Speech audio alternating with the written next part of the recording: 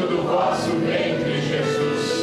Santa Maria, Mãe de Deus, rogai por nós, pecadores, agora e na hora de nossa morte.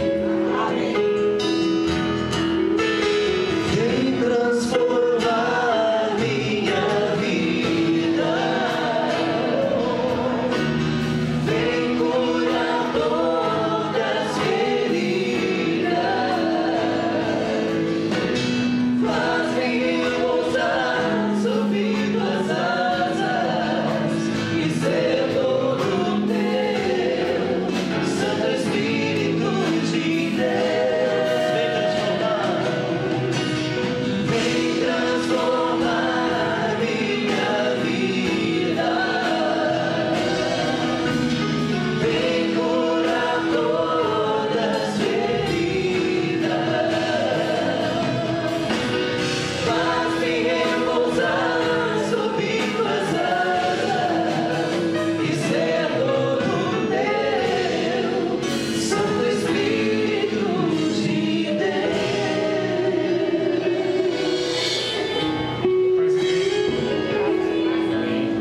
Paz e bem a todos que estão aqui. Também, para quem não me conhece, meu nome é Eli. Eu até sem jeito com a apresentação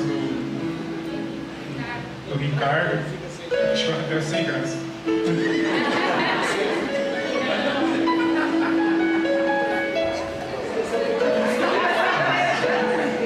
Eu quero oferecer essa pregação no dia de hoje por todos os pobres que estão na rua, que em algum momento na sua vida não foi perdoado. Que nesse momento eles possam sentir o perdão de Deus, através deste momento de oração, ao qual vai ser anunciado o Evangelho de Mateus 18, do 23 ao 35.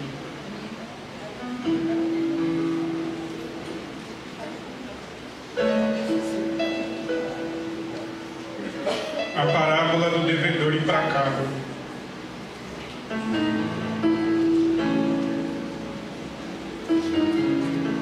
Eis porque o reino dos céus é semelhante a um rei que resolveu acertar as contas com seus servos. Ao começar o acerto, trouxeram-lhe um que devia 10.000 talentos. Não tendo este com que pagar, o Senhor ordenou que o vendessem, juntamente com a mulher e com os filhos, e todos os seus bens, para o pagamento da dívida. O servo, porém, caiu aos seus pés e, prostrado, suplicava-lhe: dai-me um prazo e eu te pagarei tudo. Diante disso, o Senhor, compadecendo-se do servo, soltou e perdoou-lhe a dívida.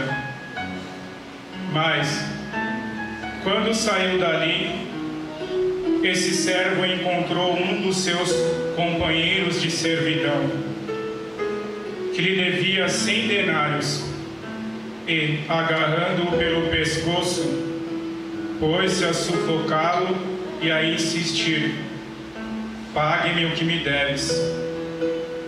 O companheiro, caindo a seus pés, rogava-lhe: dai-me um prazo e eu te pagarei. Mas ele não quis ouvi-lo. Antes, retirou-se e mandou lançá-lo na prisão até que pagasse o que devia. Vendo os companheiros de serviço o que acontecera, ficaram muito penalizados e, procurando o Senhor, contaram-lhe todo o acontecido. Então o Senhor mandou chamar aquele servo e lhe disse: servo mau, eu te perdoei toda a tua dívida, porque me rogaste. Não devias também tu ter compaixão do teu companheiro, como eu tive compaixão de ti? Assim, encolerizado, o seu senhor o entregou aos verdugos, até que pagasse toda a sua dívida. Eis como meu Pai Celeste agirá convosco, se cada um de vós não perdoar de coração aos seus irmãos. Eis porque o reino dos céus é semelhante a um rei que resolveu aceitar as contas com seus servos. Estes servos somos nós, que quando chegamos diante de Deus, imploramos o perdão dos nossos pecados. Ao começar o acerto, trouxeram-lhe um que devia 10.000 talentos. E quando nós nos colocamos diante de Deus para pedir perdão dos nossos pecados, nós vamos observar que tão miseráveis nós somos. E vamos ver que a nossa dívida é muito maior daquilo que nós imaginamos. Assim como esse servo que chegou diante do patrão.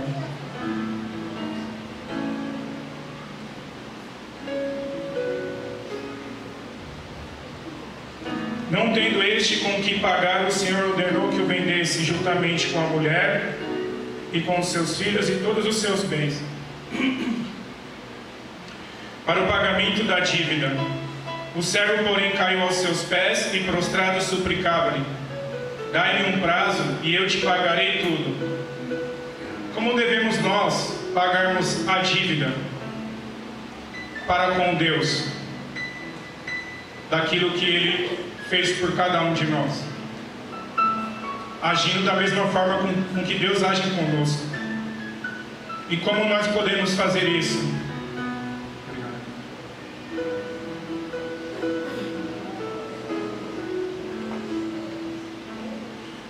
Amando e perdoando o próximo. Amando tanto aquele que me odeia quanto aquele que me ama. Assim devemos todos nós, sem distinção de pessoa alguma.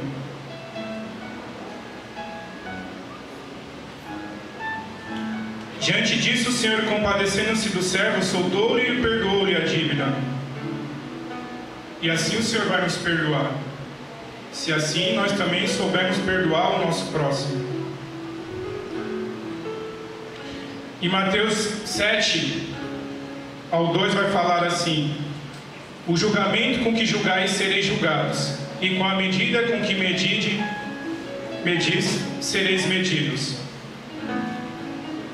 O Catecismo da Igreja, no parágrafo 28-43, vai dizer assim: assim adquirem vida as palavras do Senhor sobre o perdão, esse amor que ama até o extremo do amor. A parábola do servo desumano, que coroa o ensinamento do Senhor sobre a comunhão eclesial, termina com esta palavra: eis como meu Pai Celeste agirá convosco, se cada um de vós não perdoar de coração o seu irmão. Com efeito, é no fundo do coração que tudo se faz e se desfaz. Não está em nosso poder não mais sentir e esquecer a ofensa, mas o coração que se entrega ao Espírito Santo transforma a ferida em compaixão e purifica a memória, transformando a ofensa em intercessão. Quem subiu na cruz? Foi eu? Vocês? Jesus. Quem devia? Era ele ou éramos nós? Então, quando nós quisermos subir na cruz, nós agimos da mesma forma com o nosso próximo, assim como Jesus fez conosco. Porque às vezes nós vamos imaginar que ao entrarmos numa capela ou estarmos em adoração, isso é bom para todos nós. A gente sempre vai dizer assim: Senhor, eu estou aqui por causa do que eu te amo, por aqueles que não te amam, por exemplo, que nem hoje, aqueles que estão lá no sambódromo. Mas quando nós formos embora daqui, o nosso próximo não vai ser quem está no sambódromo. Vai ser aquele que está na nossa família ou no nosso emprego, que está necessitando do nosso perdão, que nós convivemos o dia todo com ele.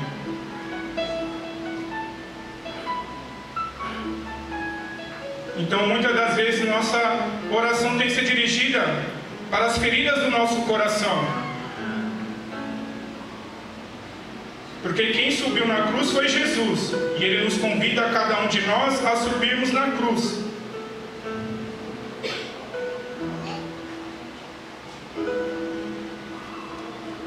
E Ele vai dizer em Pedro, 1 Pedro,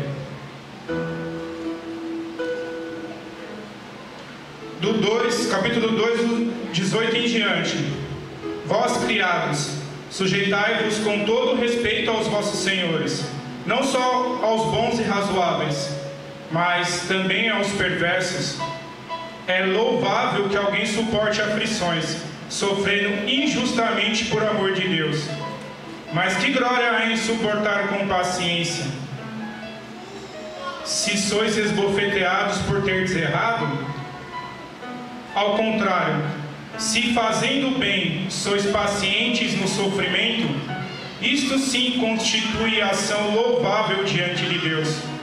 Com efeito, para isto é que fostes chamados, pois que também Cristo sofreu por vós, deixando-vos exemplo. Está na cruz. A fim de que sigais seus passos. Está no Evangelho. Na primeira carta de Pedro. Pedro é o primeiro Papa da Igreja. Então podemos dizer que é a primeira encíclica. Ele não cometeu nenhum pecado. Mentira nenhuma foi achada em sua boca. Quando injuriado, não revidava. Ao sofrer, não ameaçava. Antes, punha a sua causa nas mãos daquele que julga com justiça. Sobre o madeiro levou os nossos pecados em seu próprio corpo, a fim de que, mortos para os nossos pecados, vivêssemos para a justiça. Por suas feridas fomos curados, pois estáveis desgarrados como ovelhas, mas agora retornastes ao pastor e guarda de vossas almas. Compreendemos bem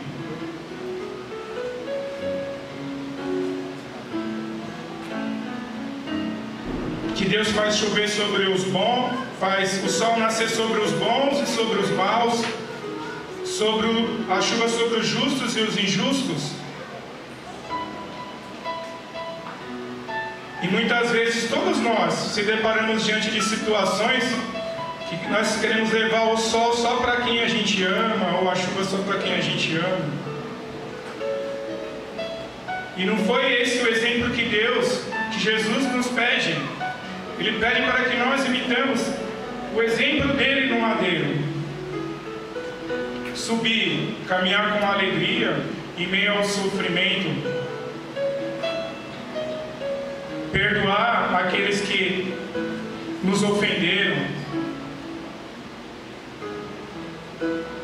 O mundo vai dizer assim: você é besta, você é bobo. Que falem que nós somos bobos ou bestas, seja lá o que for. Porque em Gálatas vai dizer assim que nós não devemos glorificar a nossa carne, e sim a carne de Cristo. Porque se nós somos comungantes do corpo e o sangue de Cristo no altar, e sabemos que Cristo vive dentro de nós, então é Ele que tem que ser glorificado, não somos nós.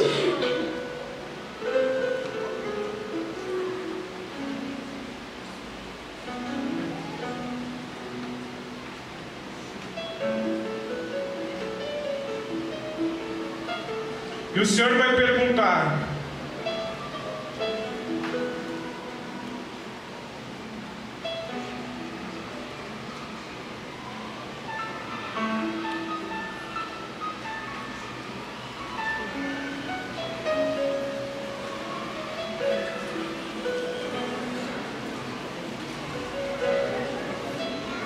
então o Senhor mandou chamar aquele servo e lhe disse: servo mau, eu te perdoei toda a tua dívida.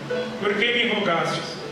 Não deveis também tu ter compaixão do teu companheiro, como eu tive compaixão de ti?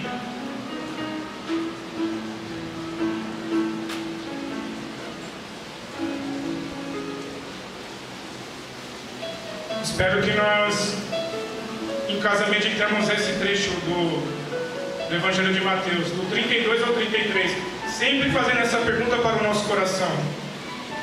O Senhor nos perdoou, Quantos de nós, eu fui também, até a fila da confissão. O Senhor nos perdoou muitos que estão aqui.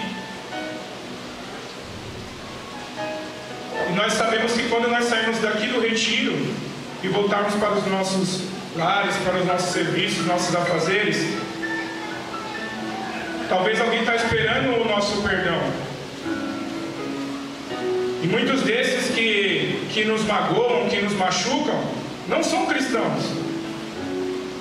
E não adianta você imaginar que é ele que vai ter que vir pedir perdão para você. Porque quem deve dar o primeiro passo? Aquele que diz sim no altar.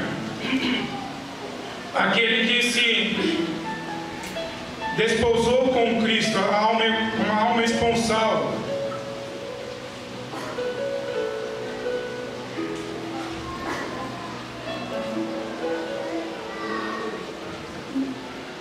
Imaginemos que quem vai para uma fila num campo de concentração da vida pelo outro? Quem comunga Jesus? Ou quem não comunga? Alguém já ouviu dizer que alguém de uma outra religião já foi dar a vida pelo outro? A não ser algum santo da igreja? São Maximiliano Kolbe, Edith Stein, uns mártires jesuítas, o nome deles são difíceis de falar, só João e Isaac, que foram até o Canadá evangelizar os índios, canibais. Esse João foi arrancado a unha dele. Os canibais arrancaram a unha dele. E ele perseverou. E eles comeram o coração desse jesuíta. O Isaac foi cortado os seus dedos, impedido de celebrar a Santa Missa. Ele voltou para a Europa. Depois ele pediu uma permissão porque ele sentiu que o sacrifício ainda não tinha sido consumado. E o Papa autorizou ele voltar ao Canadá, nesse mesmo lugar onde ele estava evangelizando, e ali ele terminou e consumou seu sacrifício. Foi morto. Os canibais o mataram. E o rapaz que o matou, depois se converteu e levou o nome de batismo Isaac. Você entendeu que nem diz o nosso fundador, se eu não me engano, no ano passado, quem está morto para essa vida já não morre mais.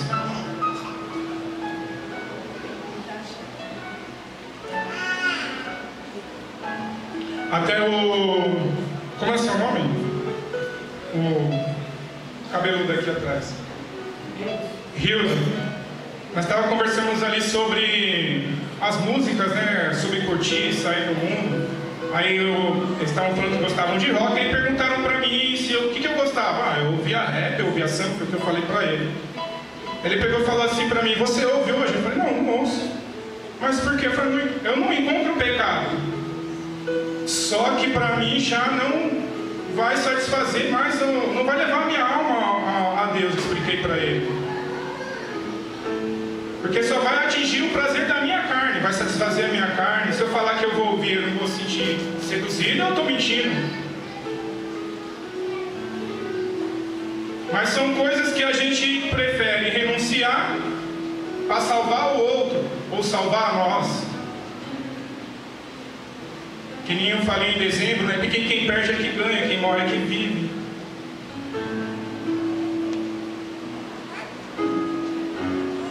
Então nós vamos perceber que quando você perdoa o outro, você perde diante do mundo. Todos vão te crucificar, aqueles que não entendem o Evangelho. Mas Deus vai ser glorificado, porque você vai reparar a ofensa primeiro ao coração de Deus, que é o Criador.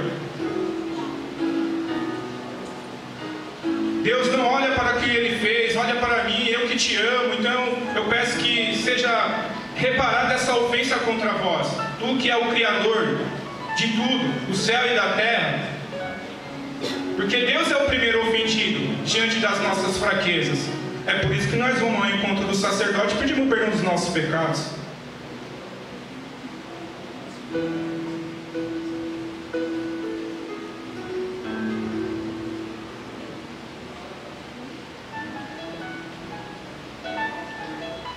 Aí eu quero que todos fiquem de pé.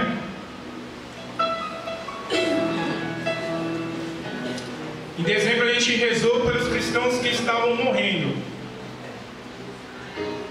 Hoje eu vou pedir para rezar uma Ave Maria por aqueles que estão matando os cristãos.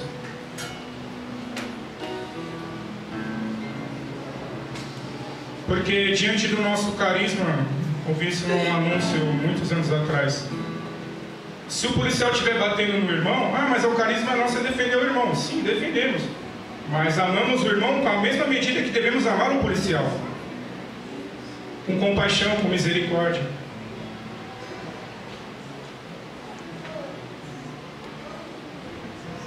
Ave Maria, cheia de graça, o Senhor é convosco. Bendita sois vós entre as mulheres, bendito é o fruto do vosso ventre, Jesus. Santa Maria, Mãe de Deus, rogai por nós, pecadores, agora e na hora de nossa morte. Amém. Nossa Senhora Virgem de Guadalupe, rogai por nós. São Luís Maria de Montfort, rogai por nós. Do Pai, do Filho e do Espírito Santo.